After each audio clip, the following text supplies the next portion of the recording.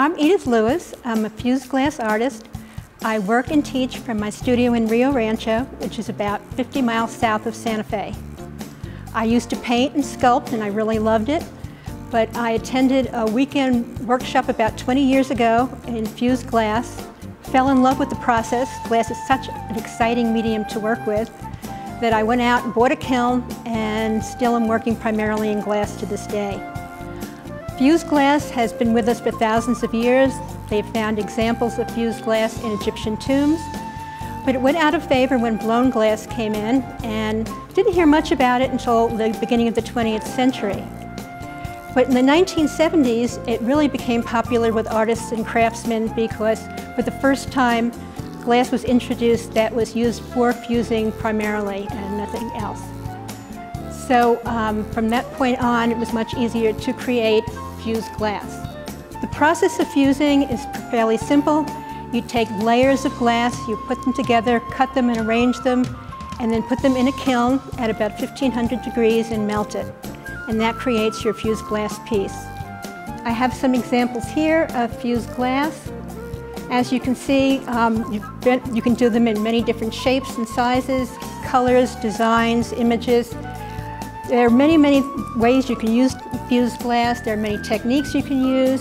In fact, there's even a new technique now where you can take a photo, actually copy the photo and fuse it into the glass and get a finished, fusible, permanent piece of glass with the photo in it. Now, besides fusing, we also have a technique that goes along with fusing called slumping, and that's to create three-dimensional functional pieces of artwork, usually plates or candle holders or dishes.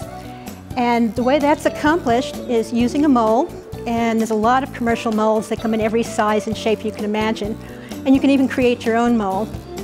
And you take your flat fused piece of glass, put it on your mold, put it in the kiln at a lower temperature, and just allow it to get hot enough to actually slump into the mold, so that when it comes out of the kiln, it's actually the shape of the mold itself.